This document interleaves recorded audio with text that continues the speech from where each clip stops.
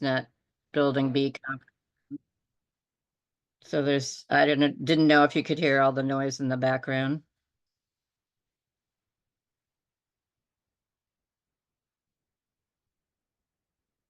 And so Tom is waiting in the wings, and we're going to jump back and forth when we get to that section of the agenda.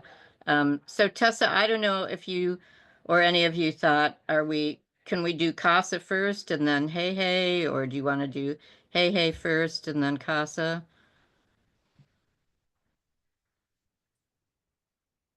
Hey, Kurt. Hey. I don't know that it matters which we do first. Okay. Well, would it be all right maybe if we start with Casa, you guys? I know there's still some opening agenda items. Oh, okay. Yeah, not a problem.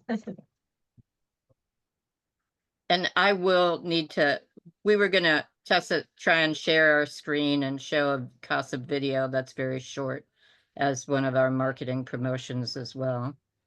Yep, you should be able to do that, no problem. Okay. Is anyone recording the meeting? Yes, I am. All CAN working group meetings are recorded Great. And available afterwards. I also write summaries so that folks can get the main takeaways if they have to miss. And I will send that out to everyone probably tomorrow. All right, I think You'll be able to share. Sure. I think we're going to go ahead and get started. I'm going to do a quick agenda review. So today on the docket, we're going to start as we normally do with a quick round of introductions, just name, organization, and any updates you might have for the PAD working group. And then we are going to get into our marketing panel focused on Casa Nueva and Hey Hey in Athens. And then last item, we are going to do some housekeeping, co-chair approval of Jason Kegler for this working group. He is not here today, so feel free to say what you will about him, but we can go ahead and get that approval on the books and official. So that's kind of the game plan today. And I'll start by introducing myself. Hi, welcome everyone. I'm Tessa Weinecke, she, her, with Open Circle Studio, just here to provide some backbone support to the working groups. I don't think I have any PAD updates for y'all. And I'm gonna pass to our co-chair, Kathleen. Hello, Kathleen Terry Baker, she, her, Appalachian Sustainable Development. Great to see everybody, and I will pass it to Adam Cody. Thanks, Kathleen. Adam Cody here with AceNet in Athens, Ohio.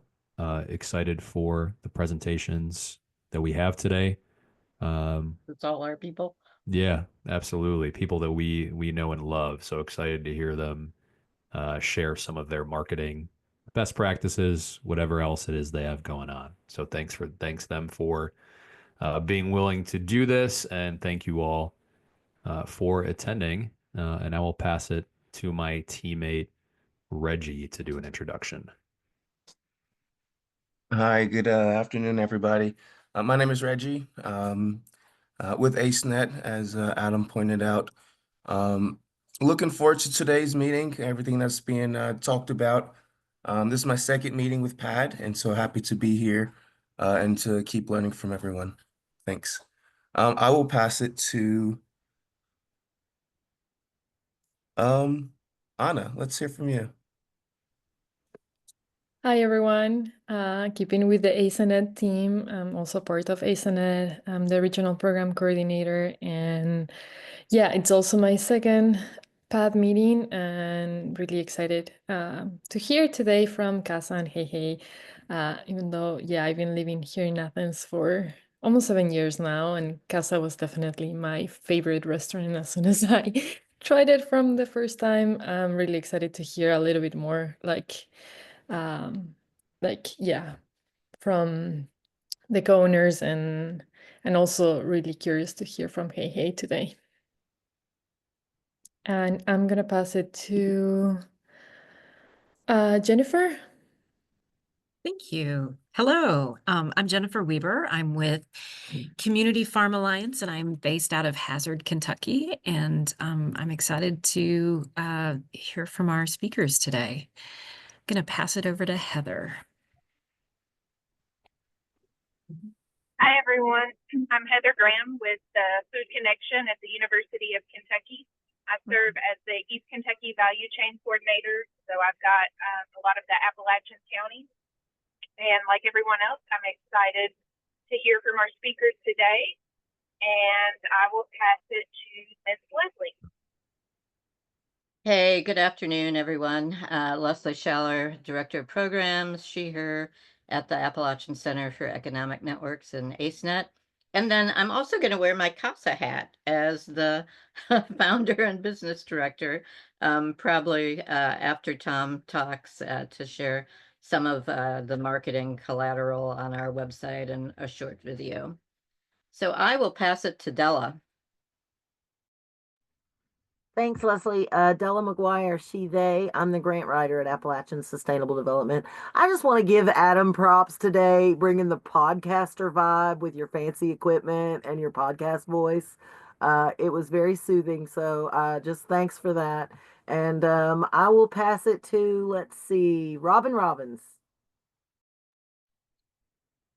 Thank you, Della. My name is Robin Robbins. I'm the Senior Director of Food Safety and Food Security at Appalachian Sustainable Development, Appalachian Harvest Food Hub in Duffield, Virginia. I will pass to Brittany. Good afternoon, everyone. My name is Brittany Woodby. I'm with Appalachian Sustainable Development. I am the Sales and Account Manager at the Food Hub, Appalachian Harvest in Duffield. And just really excited to be here today. I feel like it has been a few weeks of resurgence and making connections and everybody with the same camaraderie and the same push up that big hill. So very excited to connect with you guys today, as well as all the work that everybody's been doing. And I will pass it to Nathan. Yeah, thank you, dear. Nathan Bergdahl, West Virginia Department of Agriculture. I'm also extremely excited to hear from our presenters today, with some good positive vibes in the troubling state that it seems that we've been in for the last few weeks and beyond. So yeah, it's just nice to be in a safe space with everyone, and knowing that everybody here is doing God's work, and we're going to get through this stuff. Also, very excited to hear Adam's podcast towards the end too. And I will pass to, I don't know who has not gone. Laura? Hello, everybody. I'm Laura Valentine. I'm with the Center for Regional Agriculture, Food, and Transformation in Western Pennsylvania. I'm really excited for today's panel. Last week, I got to connect a small-scale distributor in Pennsylvania into our biggest local school district. And then, of course, words comes down about local foods, money going away. So that was a little bit depressing. But I'm really excited to hear this. I'm really hoping that this panel and that the recording we can then use to give a lot of good information to our clients. I'm very excited about that. And I think Megan might be left. Here I am.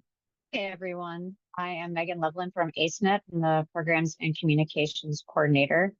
I am looking forward to this panel. I always love hearing from people and what they're doing. Am I last? I don't know. I was late. I'm sorry.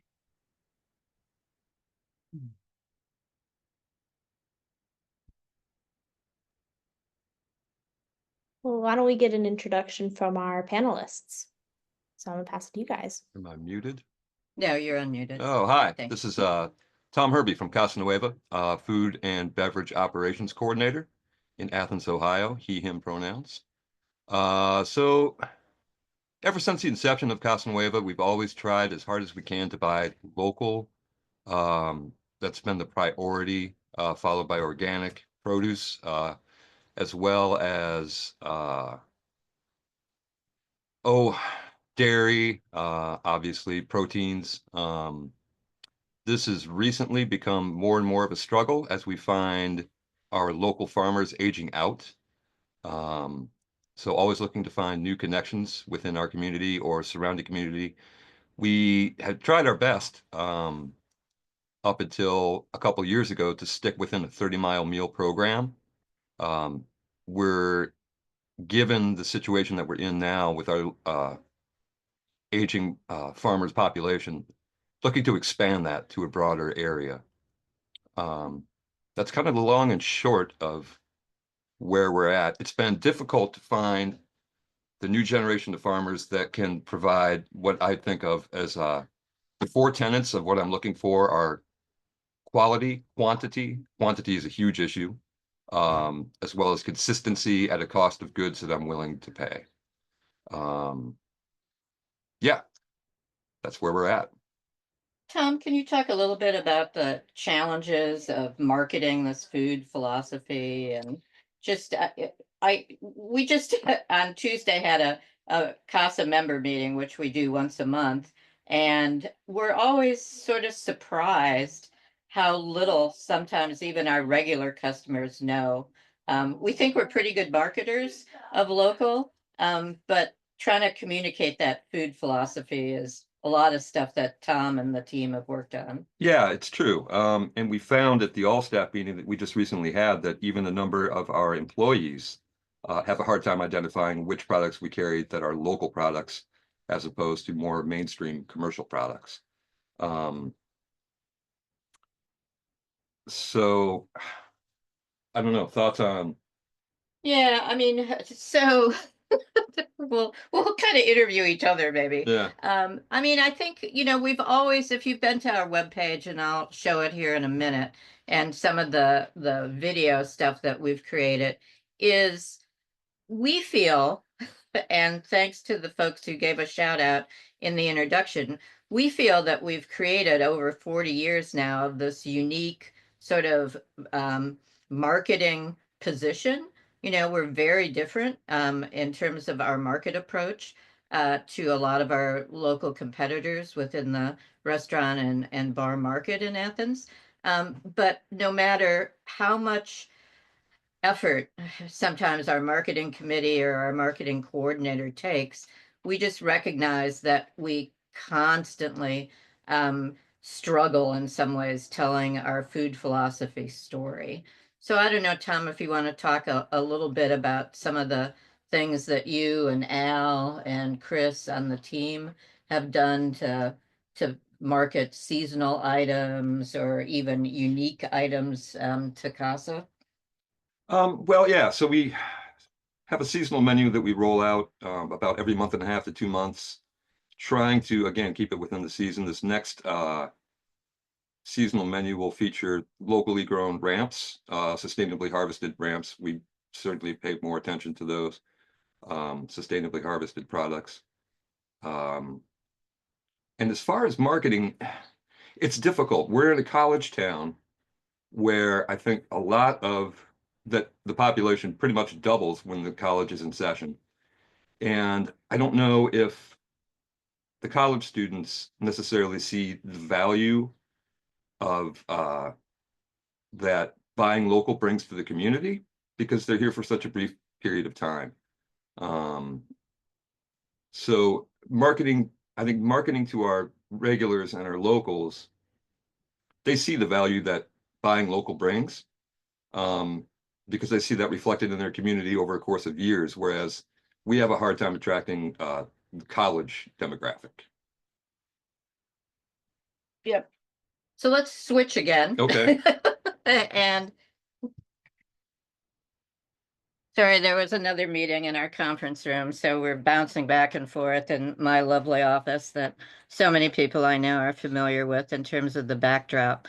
So I just want to give a shout out to our food team. Tom's been a worker owner for a couple decades, I guess. 25 years. 25 years. So it's like we have this incredible depth and breadth, I think, in terms of how we're trying to market and really position ourselves competitively. within the Athens marketplace because we feel we're unique, not just because of our food philosophy, but certainly because, at least we believe, because we're a worker-owned business. And I think, the challenge a lot of times is how do we stay on top of various different media? So, whether it's constantly trying to figure out how to do a better job updating our website or figuring out what social media we should be using. These are some of the challenges that I would say we, as a staff, are always struggling with, whatever our role. And, you heard Tom mention just making sure that whether it's the worker owners or some of our associates who might be newer on staff, how are they even communicating to our customers? So I know so many people on this Zoom call have had the Casa experience. You've been in our restaurant, you've imbibed in the cantina. But I think what we've tried to do again is always put sort of front and center the fact that we are strongly locally rooted. We try and buy the freshest, highest quality ingredients. And then this is probably, I'll look to Tom, probably not the most up to date, listing of all the folks that we purchase from. We've even tried to identify what counties folks might be from. We used to have much longer menus where a lot of this information was available, and it just became unwieldy. I mean, customers, they want to figure out what they want to order. They don't necessarily want to read the encyclopedia of Casa. Um, so just some of that stuff, about us. Um, Definitely the history piece is something that we market all the time. So if you go, I was in a meeting earlier this morning where people were laughing about how I'm the Where's Waldo of all the photographs we've taken for the last 40 years. But part of it is trying to share that history with folks, really how all this works together in terms of our food philosophy. Here's one of our COVID anniversary pictures where we all separated and wore masks. Oh yeah, there I am pointing to photographs.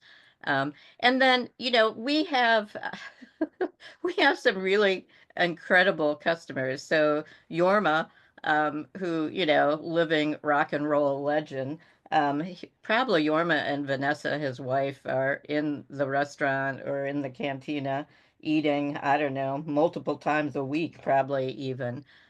So we've even market not just the fact that we're worker owned, but that we have these regular customers who are kind of often by us referred to as eater owners. So just a lot of videos there. And to wrap up, and then I don't know, Tessa, if you want to pause and take questions at the very end, after Kurt and Irene have their opportunity.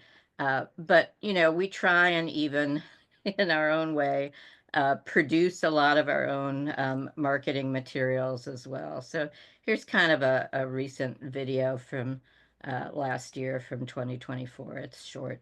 Y'all in Athens, Ohio? Looking for some really great margaritas? Then you gotta come uptown and see us at Casa Nueva. A group of restaurant employees, hippies, and idealists saved this place back in 1985. And myself and the rest of the cooperative are still making the same great foods and margaritas in our restaurant and bar.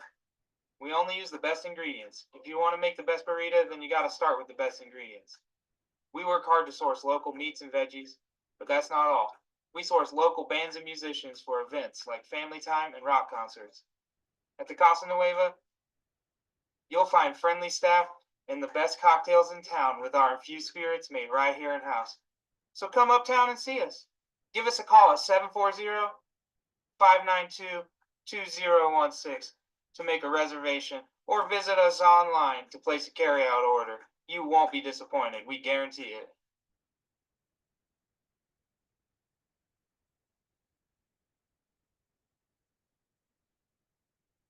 Stop sharing here. all my other things that are up. I'm almost in sort of like challenged to show that recent video, because when Kurt and Irene introduce themselves, you'll understand why, that we might be a little concerned about our skillful marketing. But Tessa, do you want to take some, should we do some questions, or should we let Kurt and Irene go ahead? Well, we should check, are there any questions? Well, that's true. I feel like I have a bunch of questions, but I'll focus on one, a very specific one that I think is related to marketing and is kind of captures the essence of Casa's marketing approach as a whole, and really the whole Casa vibe, which is like it's such a unique sense of place, right? I think it would, it's a unique restaurant that captures Athens, I think, better than just about any other physical place does in the entire city. So my question is related to a famous photo that gets shared from time to time and always gets a ton of engagement. And it's a photo of Dave Grohl and Nirvana wearing a Casa Nueva t-shirt. And I just wanted to hear the background, the history of that. And just like, it almost seems strategic. It's like, all right, nothing's been going on for a while. Let's post the Dave Grohl picture. So like, if you wouldn't mind sharing, I don't know if Tom or Leslie, who can share more about that and what the background is, but that would be awesome. Well, Go ahead. yeah. So the backstory of that is a bunch of people that were working at Casa Nueva went up and saw Nirvana in Columbus, brought along a T-shirt, threw it up on stage, and after the next song, Chris Novoselic put that shirt on and played the rest of the show in the Casa Nueva shirt, and somehow it made its way to the drummer Dave Grohl, who wore it at Kurt and Courtney Love's wedding. So yeah, 2 pictures out there. And then I think we've sent him like updates of the t-shirt over the years as well. seems That likely. Dave, yeah. So Why not? and I think there's occasionally even some sort of social media I'll see with a more recent photo of him even wearing a Casa t-shirt. So yeah, we're famous amongst rock stars. It's just so cool, and it speaks to the sense of history, right? How long you all have been around, and just the interface between music and food and just culture in general of people who are maybe on the outside of mainstream culture. So just wanted to shout that out as a really cool kind of marketing moment in the history of Casa. And we need to push that out again. Yeah. Go I ahead, have a Laura. question. Yep. Go ahead, Heather. Sorry. So this might be a bit of a loaded question, but I feel like a lot of times when I work with restaurants and are trying to encourage them to source locally, their biggest pushback is price point. Yeah. So again, I'm looking to find the quality, quantity, consistency of product at a cost that I'm willing to pay. And I'll take any 3 of those, right? Obviously, local has always been a priority for us because that's how we got started, was through our local farmers banding together to provide, I think, even some loans, as well as credit towards us getting started. And we've always been paying that back. So it's a commitment, again, to not only the local farmers, but to our community. And I think we recognize that, us being in business and supporting local farmers helps keep our local economy stronger, as well as providing jobs through our restaurant. So I mean, that's my answer to that. Can you share maybe a little bit to Heather's question? Like we do a lot of seasonal processing throughout the year. So again, having Ace Nuts Food Venture Center available for Casa as sort of a distribution hub. We have walk-in space for storage in terms of our sourcing in quantity that sometimes can give us, advantages on price. And then Al Schmidt is our food manufacturing division coordinator. And I mean, I don't know, you can talk a little bit more about how we source and what we process. Sure.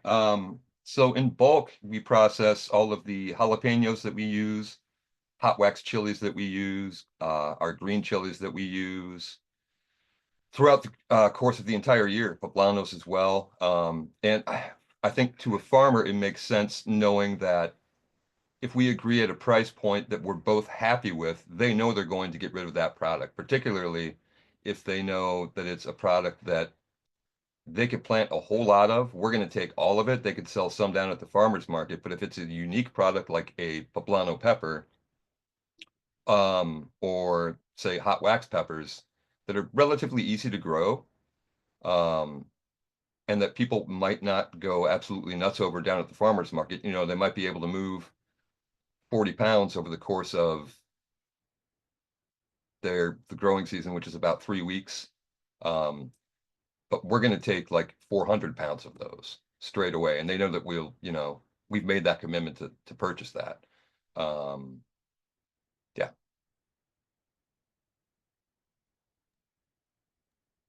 I got a question. It's about the evolution. You guys have been in business and like an institution at this point. How do you guys deal with like the evolution of your menu and updating it with, the way food trends and things change and customers' taste change, and yet you guys are like have such a rich history. I'm just kind of curious how you guys work on that. That's a great question. A lot of that we work through our seasonal releases that again happen every month and a half to 2 months. That's when we like to introduce new things and see if they take off, and then they'll become part of our permanent menu. One of the harder things that I have to deal with is removing things from our main menu, because so many of our customers are so accustomed to coming in and getting exactly what they've gotten every time they've come in for the past 15, 20 years, that when that thing goes away, there's a little bit of hurt and and some outrage, perhaps. So that's really the most difficult part of menu development that we face.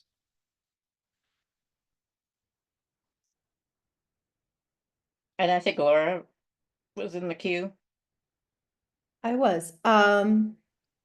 I kind of wanted to ask, Leslie spoke a little bit about figuring out social media channels, and there are these different marketing channels, and I was wondering if you had any insight into whether it's the content that makes something big, like Dave Grohl in the t-shirt, or whether the same content on different channels. Like, how effective is something like, well, nobody wants to use Twitter anymore. But Yeah, historically, something like Twitter versus Facebook versus Insta versus just keeping it on your website versus putting an ad in the paper. Like, do you have any idea of what is still most effective in those fields? I wish we do. Yeah, that's hard telling. I think right now we're still figuring that out as well. It just seems like there's a new social media app, once a month, the kids have switched to something else. So again, we're looking to catch the younger demographic.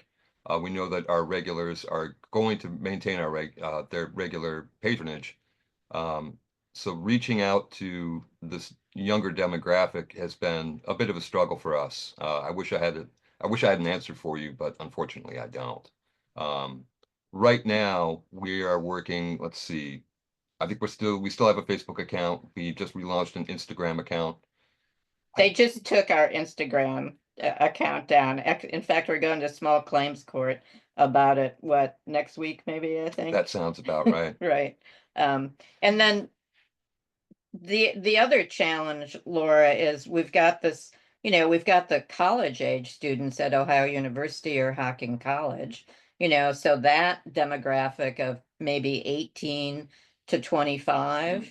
And then we have old timers, because of Casa being around for so long, and the earlier iteration called Casa que Pasa before we went work around. There's people who are in their 70s and 80s who are still our regular customers. So I would say we reach most of the probably, I don't know, 40 and up maybe, through Facebook. So Yeah. doing events, occasionally we've maybe boosted stuff like, if we have some bigger name music act coming into the cantina.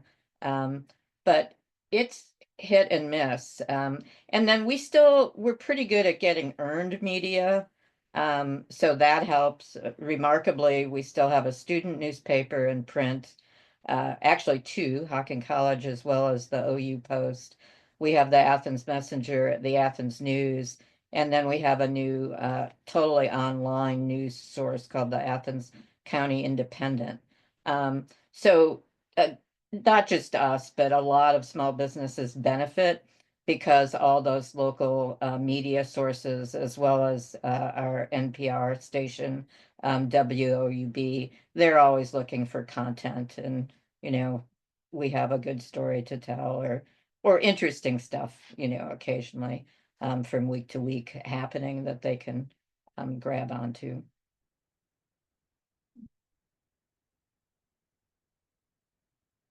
And then we've been trying to figure out how to use our YouTube channel. Yeah. and Still working at that. make videos. We need professionals like Kurt and Irene to give us pointers on our video creation. All right, let's pass to Kurt and Irene to hear a bit more about Hey Hey.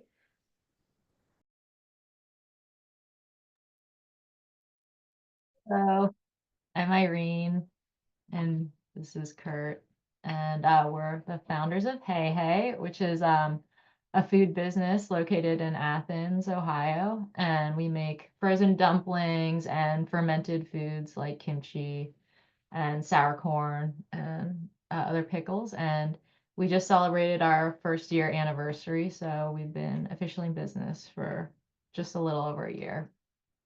Yeah, we definitely lack the experience that Casa is bringing to this conversation, but I guess we do have like a bit of a unique perspective to share.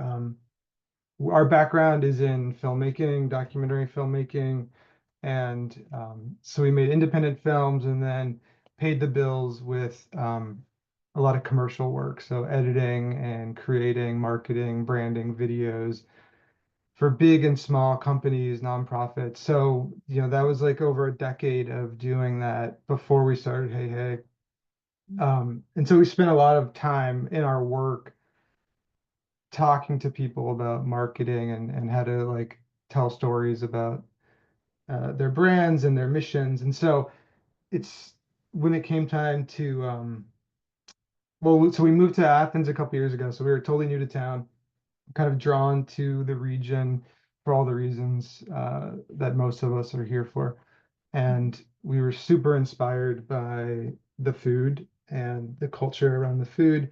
We were thinking about doing a documentary, but Irene had always wanted to do a food business. So we kind of saw the farmers market and AceNet as really valuable resources to launch something and see what we could do. So I'll share my screen.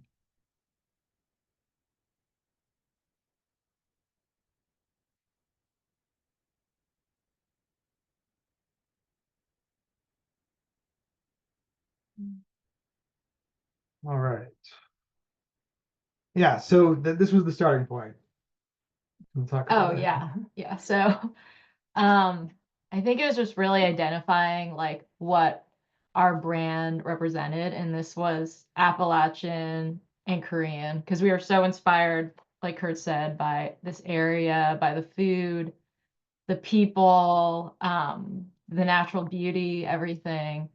And also by my Korean heritage, which was I always wanted to start a dumpling business. And it was like this crazy idea in the back of my head for many years. So we were like, yes, it's Appalachian and Korean. And this was kind of like a breakthrough for us. It's a unique take, I think, on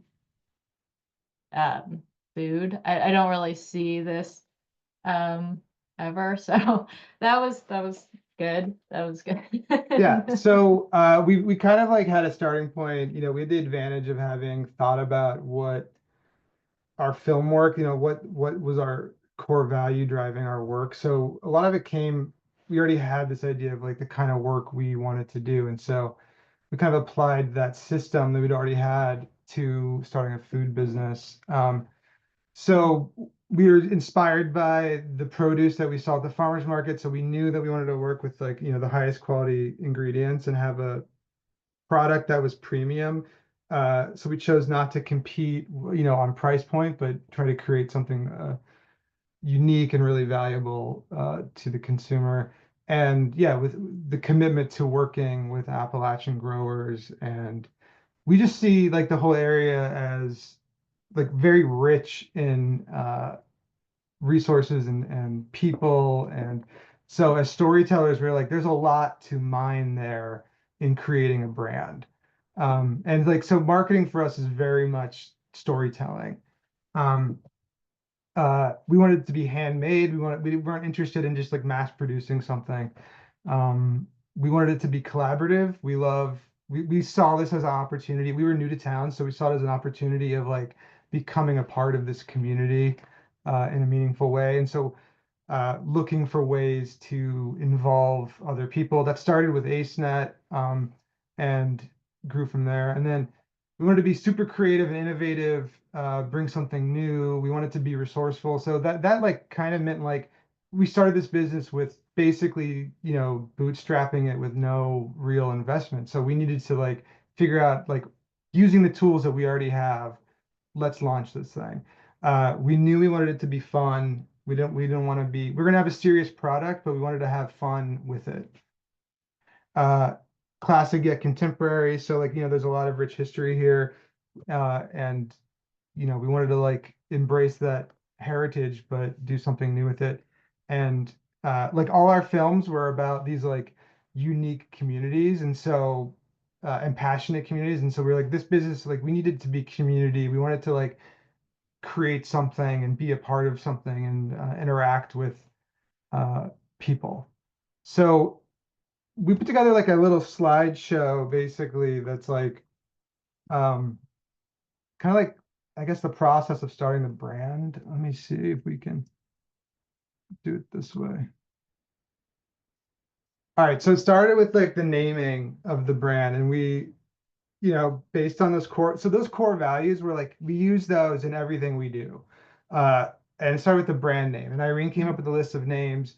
We sent it to a lot of people we know and said, which names do you like? And this is kind of like what we're trying to do with it.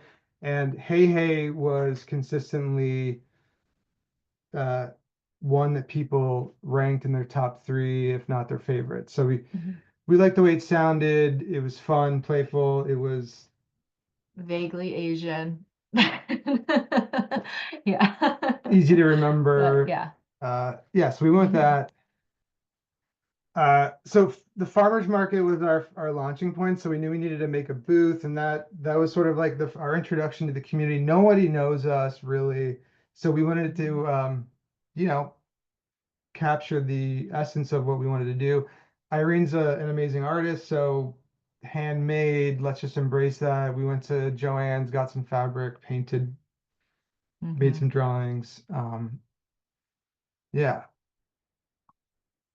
And this is also like an example of like our marketing. We end up doing a lot of behind the scenes stuff. It's like being resourceful. Like what is our marketing and like what can it be? Well, we're always doing something with the business. Let's just document it with our iPhones, with our point and shoot camera. And we put it on a hard drive in a folder and end up using it at some point. I think we posted like a time lapse on Instagram. So there's the booth. We went with like a real traditional checkered green tablecloth. Yeah, we kept it simple, but I think you get a sense of what we're trying to do with our the hats. We made some hats to wear, hand embroidered, captured the sort of essence. So when it came time to figure out our packaging, because our brand sells, our goal, our vision was like start the farmers market, but we knew that we were going to do a wholesale business, getting in stores, first in Athens and then expand out. And so we wanted to create packaging and labels that were refined, but not fancy, but they like sold the product well. And we also knew that we had like no money to hire a graphic designer. So we were like, let's just go. We were playing around with a lot of different logos and things, and they were getting complicated and they were all looking amateurish. So we're like, let's just strip it down to like a Helvetica font. And we found like a slightly rounded Helvetica font that's like a little more it feels a little more printed. So we went with Alt Haas. And it's like super universal, and it's sort of like blank almost. And so when we created the labels, we also knew we were going to be doing a lot of different products, especially in our startup phase, experimenting with different flavored dumplings, different kimchis and pickles. And we wanted a label that we could easily swap in and out, and like an adaptable one. And so we like came up with like the basic thing that we can then fill in with a handwritten flavor or type. And AceNet has a vacuum sealer, so we knew that like the cheapest, quickest way to package our item would be with the vacuum sealer. So we kind of played around with that. Those were like our prototypes, and this is where we ended up right now. And it's worked really well. Like it enabled us to get the product out in the market. It is not, we're ready to have our second iteration, make a packaging that's going to be a little less labor intensive and more cost effective, and probably better suited for the retail space. But yeah, and it was important for us to have the handmade in Athens. This also doesn't fully communicate like our commitment to local ingredients. So it's not 100% successful in marketing it, but I think it represents, you kind of like, you can't wait for perfection. You just kind of like got to get it out there, and like through the iterations, it'll keep getting better. Yeah, and so these are some of the different products that we launched last year, using seasonal ingredients, mostly from the farmers market in Chester Hill. We sourced from over, what was it, 18 individual growers and producers. Yeah, and some of the products were really popular, some weren't. It was a great experience figuring it out. So early on, we launched a newsletter. You want to talk about that a little bit? Oh yeah. So yeah, we had an email sign up sheet at our farmers market booth. And so we just started sending out emails being like what our seasonal offerings were, and just to kind of keep people updated on that. And then it kind of morphed into a more like creative outlet for our brand, which has been really nice. So like I always liked writing, like I've just been really into it since I was a kid. So it's been just a really great outlet, like I said, for me, while also really tying that into our brand messaging and our core values. And like it can be kind of, there's like some education component in it. Well, I try to like put something, you can learn in there. Plus they're personal, and it also keeps people informed about what's going on with our business. And it's really fun. Like I love sending it to people. It's great because I can send this to like my family that lives like, in California or Hawaii or Virginia. And they also get to see what we're doing. So it's been a really valuable way for us to communicate. Yeah, and Yeah, and we were inspired by a fellow Athens farmers market vendor, Creekside Farms. Paul writes the most beautiful, eloquent newsletters almost every week, and he's very consistent, which I think is really important in marketing. And he just, he doesn't use MailChimp, he doesn't use any platform. It's just an email, kind of like a view into his life on the farm. And they have like literary references, and you can tell that he enjoys writing it. And so that was like, showed us what we could do, and we just started doing that. And we use we usually it's ideal, like if we have a product we're launching or something, or a seasonal ingredient, we can dive into the story of that and like find some deeper meaning in it. And it's like, yeah, it has been like a very creative outlet for us. And we do keep it, we get serious, but there's always like some humor in it, Yeah. and we try to like keep it playful. Yeah. And not too long. Not too long. Yeah. And it's cool because we also have like an archive of it on our website, which is like our blog. So Yeah, and so that's good for SEO. It's good for just building up, you know, the content on your website. It can help people find your product. And we've been getting like orders from outside of town because of people are finding these products through Google somehow. We're kind of like amazed. yeah. And it's cool because like if we want to do like we want to do like a book or something later on, we have all of this material that we can use for Yeah. that too, which is And you know, it does take a lot of work. We love using ChatGPT to like help edit these things and use it as like an assistant editor for us, as if we had someone to read through, find grammatical errors, do research for us, because we love like trying to reference things and figure out, you know, what does this story mean? And like it's just helps us speed up you know, we could do it all on our own, but having like an AI assistant really helps speed up the process. And I really think newsletter is powerful because it's like a direct communication. There's no third party platform like an Instagram or Facebook censoring you, or you know, there's no middleman. And we end up getting a lot of responses like from our customers and friends and fans responding to the emails. And so it's like a really meaningful engagement. yeah. And we like spend a lot of time on our emails actually. So I mean, we go through many drafts of it. And sometimes like a newsletter can take like 2 weeks to edit. So it's a labor of love too. But that's just because like we love doing it. And yeah. And some of them are more product focused and we just knock those out. But it's like, you know, we don't want to waste anyone's time, and we want to make sure that the newsletter is like, you know, entertaining and bringing something new and valuable to the recipient.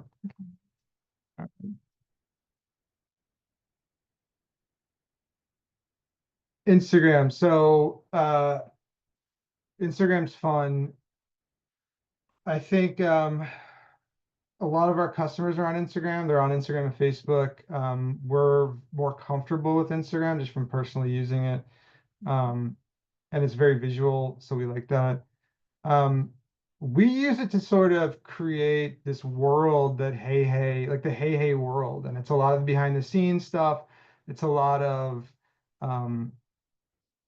there's product in there, there's people, like we use it to sort of like announce news in like sort of obvious ways, but there's also like, well, here's a fun one. So one of our products was spam musubi, which is like a Hawaiian Japanese rice treat with yeah, and Irene made it.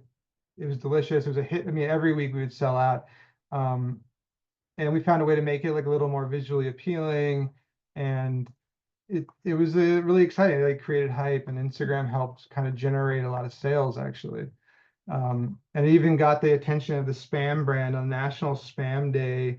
They posted an image, which, you know, doesn't hurt. it was awesome. Yeah. Yeah, and also like here's an example. Like, so Mike at Shade River delivered a bunch of bok choy. I don't know why it's playing the wrong video. Okay, well, okay, so oh, here we go. From Shade. Great. Grown without pesticides, without any crap. Probably can hear. So Irene just talks about the product. I don't know, like Irene is the face of the brand. It does not mean she's an influencer, and we do not look at the branding of Hey. Even though it's featuring us, we do not treat it like that. It's more like this is our brand's marketing. This is not our market. This isn't our personal stuff. we try to keep it brand focused, but it does, the other guiding principle is like, if something inspires us, we share it. Irene's obsessed with tiny SUVs. So we post weird stuff like that. Love the tracker. Awesome car. Asked the girl what she wanted to be. She said, baby, can't you see? So it's silly. It's like throwaway. You make that in like 5 minutes. It shows Kindred, which is one of the markets. Sorry, dogs. We sell at. And we've done multiple posts like this, and they each get more popular, and people like, I don't know, they kind of expect hey to be silly about stuff. Another really important thing about Instagram is like getting customers love to share the stuff that they buy from us on Instagram. And so I think it's important to like repost it. It's kind of like fan mail. And we always try to reply to people and make sure that we're communicating. If someone's taking the time to share how much they love our product, we always respond. Our dogs are freaking out right now. So I wish Irene was here, but so we did one of the things for marketing is collaboration with people. So we love to make our products with local ingredients, and that is like we love to showcase and talk about the people that grow the stuff in our marketing. We did a pop-up. Yes, we did a pop-up. Like when we first moved to Athens, I was like, oh, it'd be so cool if there was a Lunar New Year celebration here. Just like because we lived in New York and I loved Lunar New Year in New York. Every year was like a big deal, and people would like party in the street for like the week in Chinatown, and it was just you get really good food. And I was like, that'd be so cool if we could do that in Athens. And that was like before Hey even started. So yeah, this year we were like, let's try to do it. We'll just like put some feelers out there and see if we get any sort of reaction. And Jackie so O's. yeah, we were like thinking of who we should partner with. And Jackie O's was like at the top of our list, and we knew one of the brewers there and approached him, and he was like, I love the idea, and he passed it along to his boss, and then it moved on from there. But basically, yeah, we got this opportunity to do a Lunar New Year celebration with them, which was awesome. Yeah, and it was a huge milestone. I feel like it's sort of like it amplified the brand in a new way. Like people, way more people know about us now. The whole thing, like every conversation we had with Jackie O's was like, does this sound fun? Because it's like it's going to require a lot of work and resources, and if it doesn't sound, and this thing needs to be fun, and they kept on saying yes, let's keep it. And so like that was the guiding principle. Is this fun? If it was exciting to them, we said yes. So we kind of developed, they got excited about creating a drink menu. Irene created a food menu. We enlisted our AceNet homies to help with the cooking. Adam was on the crew. We got Ronnie's food truck, and Ronnie managed the kitchen.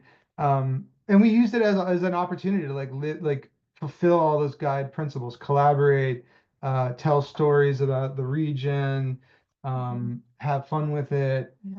Yeah, create something special for the community. And it was amazing. Like hundreds of people showed up. We asked Irene's friend Yi Ting if she could bring a dragon, and so she brought that, and that it was just like we involved as many friends in the thing as we could, and so it had like a really good vibe. At the same time, it was a total disaster because we had some technical difficulties, and the line was crazy long, and some people had to leave because they just couldn't wait long enough, and so we used the newsletter to kind of like, we felt like we needed to acknowledge one, the success of the event, but two, the sort of shortcomings, and like in a form of apology, be like, this is what happened, and but we framed it very positively because like that's our MO. It's like we need to like, hey needs to be positive. We want every interaction with our brand to ultimately make people feel good. We don't want any sympathy. We don't need any pity. Everybody's struggling at work or running a small business is inherently hard. That's not really an interesting story in our point of view. We want to just kind of highlight, put a positive lens on it. So we acknowledge the difficulties by writing a sort of humorous timeline of the evening. And like at 5:30 p.m. to my left is Kurt, a shell of himself, fully in the grips of the primeval fight or flight response. You're writing this. I'm having an out-of-body experience. Yeah, all true. These are things it was crazy. But yeah, I don't know. But I mean it was But yeah, so what it was happened was like we literally had like the griddle, the main tool to cook our food broke, and so a friend of ours ended up bringing camping stoves. Adam ran to AceNet where a fellow AceNet member let us borrow their big propane griddle, and like it was like the community came together and like saved the night, and it was like Yeah. this beautiful thing. Yeah. And it was crazy. And we were able to like do some amazing marketing around it. We got our first earned media. We got in the front page of the Athens Messenger. We got in the Indy.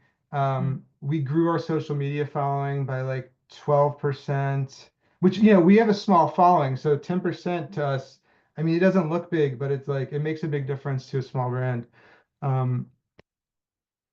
And you know, we shared stuff on Instagram. Here's at the very end of the night, the crew went in the bar and we did like It doesn't matter if it goes everywhere, it's totally fine.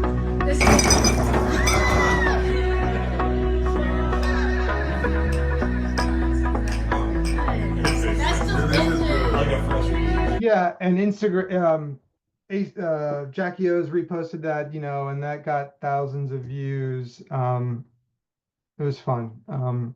We made the most of it, but I think it shows like the potential for combining forces for marketing. We saw Jackie O as one, they have like an impeccable reputation, like nothing but good vibes, the kind of people we'd want to associate with.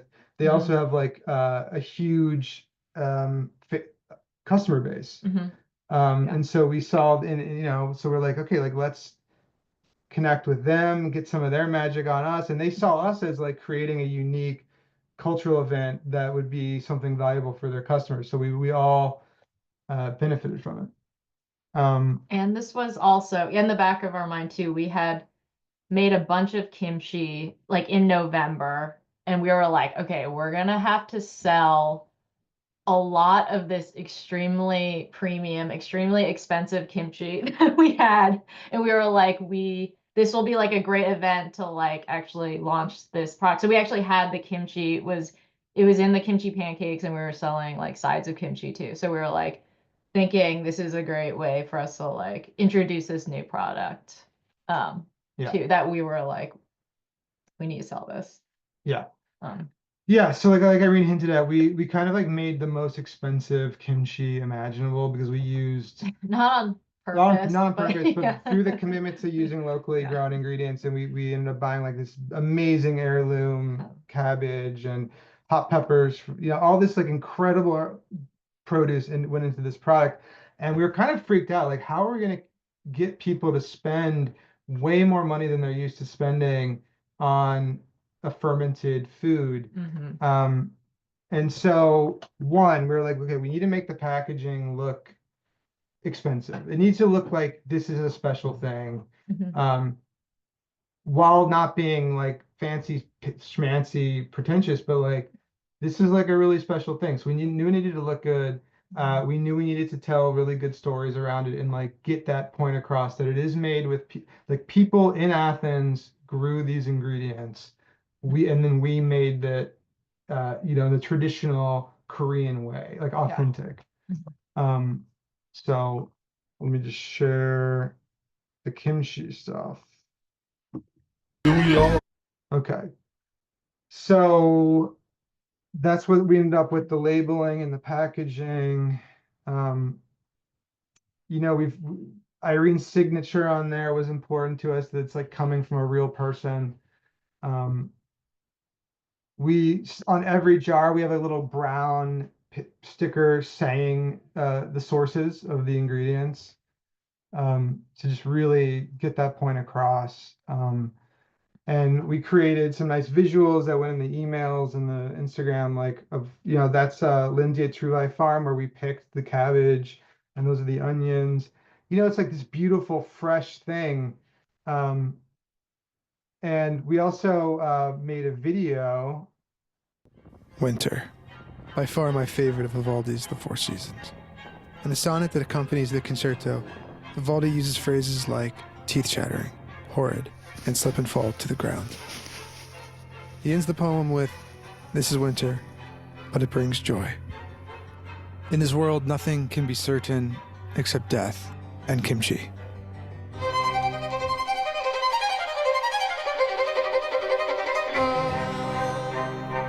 Over the years, I have become a winter convert. I've learned that a little discomfort can be good for you, and that finding joy in winter is a matter of preparation. We're at H Mart in Burke, Virginia. At the end of November, before the first frost, people come together to make kimchi. In Korea, this communal act is called kimjang, and it ensures everyone is provided for. Okay. Every family's kimchi is unique. The recipe passed down through generations. Irene learned to make kimchi from her email, Poke kimchi. who began making kimchi when she was a child growing up in Korea. For emo, kimchi is essential. She has only bought kimchi from the store twice in her life. She has a special kimchi refrigerator in the basement. Everyone agrees Emo's kimchi is the best. Inspired by the Kim family recipe, Irene set out to make her own kimchi, the Hey Hey way.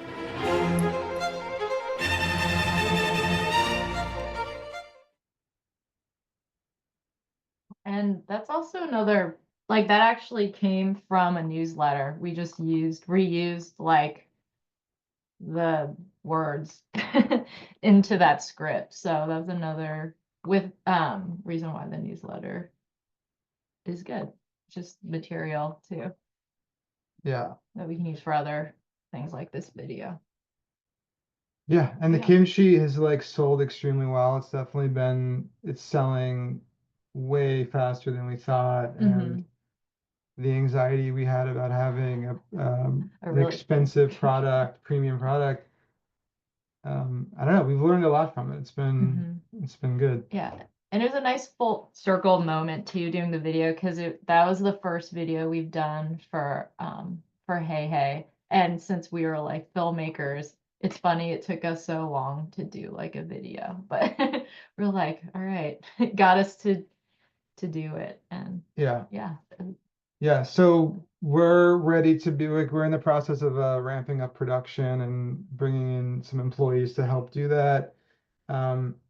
Phase 2 kind of the business is starting. Yeah. I hope that was somewhat interesting. No, that was amazing. Thank you guys so much. Thank you all who could stay a bit later. Apologies for running over, but you guys were fantastic, and we're so glad that this meeting is recorded so that people can refer back to that.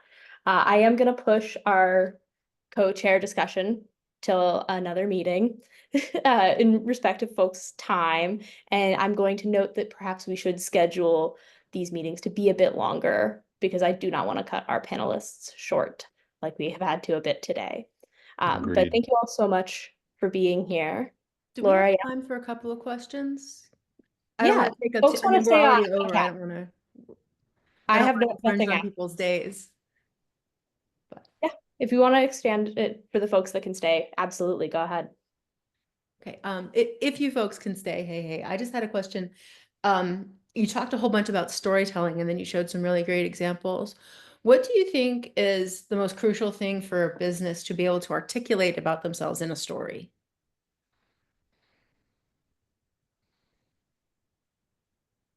Yeah, I think well, I think it's like going to be different for everyone, right? So I think it's like important for a small business to really understand what they're selling, what their product is, or what their service is, like understand what it is and like what makes it special and unique.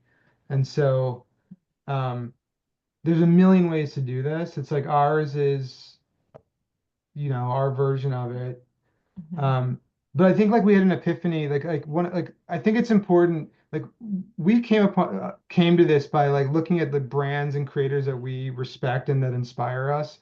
And there was an example of like a coffee company in Sweden that a lot of their marketing is use like outdoors videos and just like fishing and making coffee in the woods. And it made me realize like, oh yeah, like it doesn't really have to be necessarily directly about the coffee, but it's like the world the coffee exists in. And so it's made us think about like, what is Hey Hey? It's this like beautiful Appalachian region and like the amazing food that's here and the amazing people. So we're always looking for ways to, as a brand, highlight the things that inspire us. So like I'm always like, what excites you? Show that, I think people, often everybody's like, be real, be authentic, but it's like, what that means is like, show people what you're excited about. Don't bore people. Be Be you. positive. That's like a huge thing. Like just always be positive. Be People like to feel uplifted, and also like having those core values has been really important in leading us through like every decision we've made actually, because we're so new and we have our core values, and that's been, yeah, that comes through in the storytelling and everything we do. So Thank you so much. That was really awesome. Thanks. Sorry it went long. yeah, sorry, we were rambling. No, I think we all enjoyed that very much. I appreciate you so much for coming on, and thank you, Leslie and Tom from Casa, for sharing as well. I feel like you each could have filled an hour, but thank you for condensing it in for this group. All right, our next meeting is April 17th, 1 to 2, although we might amend that time. So watch out for future communications for me reflecting that. And thank you all so much for joining us this month. Thanks. Thank you. Bye, Thanks, Tessa. Thanks, Kurt and Irene. Thanks, Leslie and Tom. That was awesome. Bye bye.